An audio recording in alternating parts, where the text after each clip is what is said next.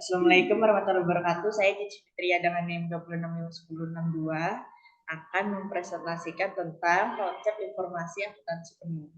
Selanjutnya di sini saya akan menjelaskan pengertian konsep informasi akuntansi penuh. Informasi akuntansi penuh adalah seluruh aktiva atau seluruh pendapatan yang diperoleh dan atau seluruh sumber yang dikorbankan suatu objek informasi full accounting. Informasi dapat mencakup informasi masa lalu maupun informasi masa yang akan datang. Selanjutnya, full accounting informasi dapat mencakup masa lalu maupun informasi masa yang akan datang dan mencakupi informasi mengenai biaya, pendapatan, dan aktiva. Untuk kepentingan pelaporan kepada pihak luar, perusahaan full accounting informasi juga menyajikan informasi mengenai total biaya, total pendapatan, dan total aktiva masa yang telah lalu. Informasi tersebut disajikan dalam laporan keuangan pokok, neraca, dan laporan laba rugi, dan laporan rugi laba.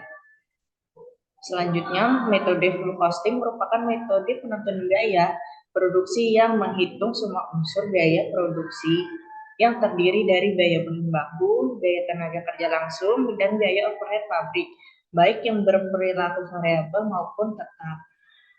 Selanjutnya, pendekatan full costing merupakan metode penentuan cost produksi yang memperhitungkan semua unsur biaya produksi ke dalam cost produksi, yang terdiri dari biaya bahan baku, biaya tenaga kerja langsung, dan biaya overhead pabrik, baik yang berperilaku variabel maupun tetap.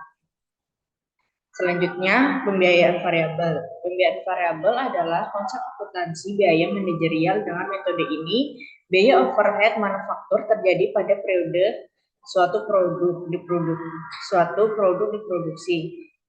Ini membahas masalah penyerapan biaya yang memungkinkan pendapatan meningkat karena kenaikan produksi. Selanjutnya di sini ada perbedaan antara full accounting information, full costing, dan variable costing. Untuk menghitung harga pokok produksi di sebuah perusahaan, perbedaan yang paling mencolok antara keduanya adalah metode full costing menggunakan lebih banyak biaya overhead pabrik tetap dan variabel, sedangkan pada metode variable costing hanya menghitung biaya overhead variabel. Yang selanjutnya ada biaya aktivitas berlevel unit. Adalah biaya besar yang besar kecilnya dipengaruhi oleh jumlah unit produksi oleh jumlah unit produk yang diproduksi. Nah, selanjutnya ada biaya batch related activity cost. Adalah biaya yang disebabkan oleh sejumlah batches yang diproduksi dan terjual. Besar kecilnya biaya ini tergantung dari frekuensi order produksi yang diolah oleh fungsi produksi.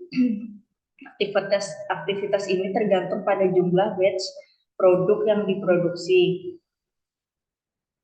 Misal biaya depresiasi, biaya asuransi, biaya gaji pegawai kunci, produk sustaining activity cost, biaya yang berkaitan dengan aktivitas penelitian dan pengembangan produk, dan biaya untuk mempertahankan produk untuk tetap dapat dipasarkan. Dan selanjutnya ada facility sustaining activity cost, adalah biaya aktivitas produksi yang timbul pada facility sustaining cost sebagai akibat dari penggunaan sumber daya oleh aktivitas tersebut. Yang selanjutnya manfaat informasi akuntansi. Informasi akuntansi penuh yang berupa informasi yang akan datang bermanfaat untuk penyusunan program penentuan harga jual normal, penentuan harga transfer, dan penentuan harga jual yang diatur dengan peraturan pemerintah. Dan selanjutnya, pelaporan keuangan adalah kegiatan melaporkan informasi keuangan. Informasi yang dilaporkan di dalam pelaporan keuangan merupakan entitas keuangan. Tahap pelaporan keuangan dimulai dari identifikasi peristiwa atau transaksi keuangan hingga pengungkapan informasi keuangan dan informasi bisnis. Dan yang selanjutnya, analisis profitabilitas, analisis keberlabaan, atau analisis kemampuan laba. Adalah analisis rasio keuangan yang mengukur kemampuan suatu perusahaan dalam memperoleh laba atau profit dengan suatu ukuran dalam persentase untuk menilai sejauh mana perusahaan mampu menghasilkan laba atau keuntungan.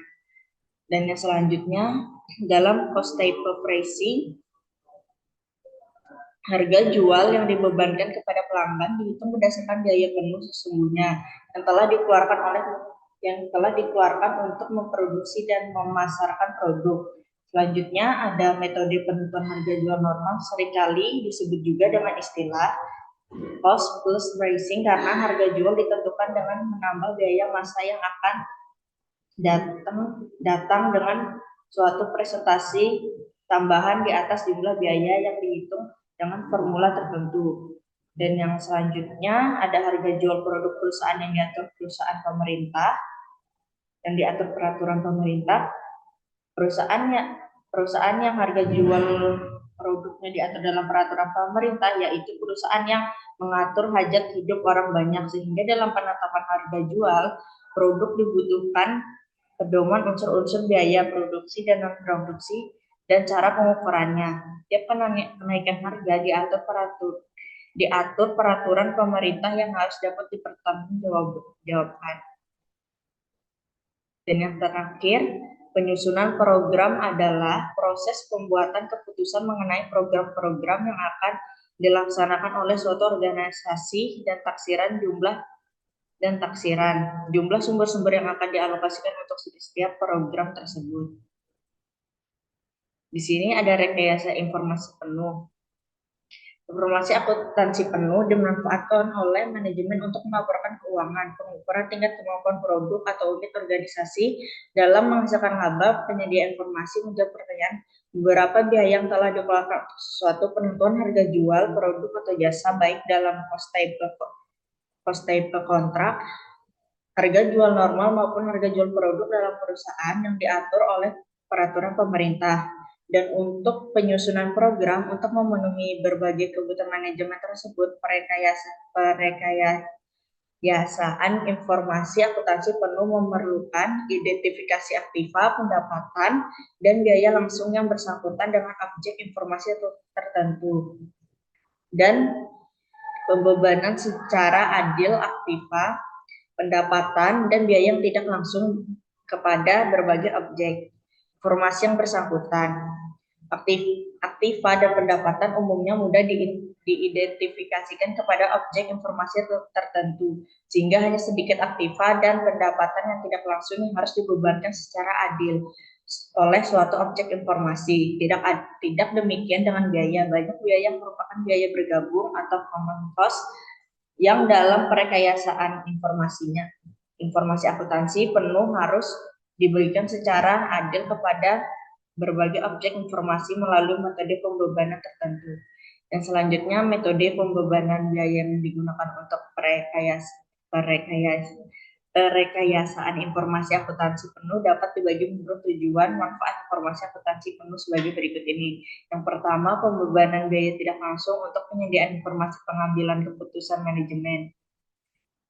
Yang kedua, dalam perekayasaan informasi akuntansi penuh biaya tidak langsung dibebankan pada objek informasi untuk memenuhi kebutuhan manajemen dalam analisis kemampuan produk atau jasa dalam menghasilkan laba dan penentuan harga jual, dan terakhir pengukuran kinerja manajer. Sekian yang dapat saya sampaikan. Terima kasih atas perhatiannya. Assalamualaikum warahmatullahi wabarakatuh.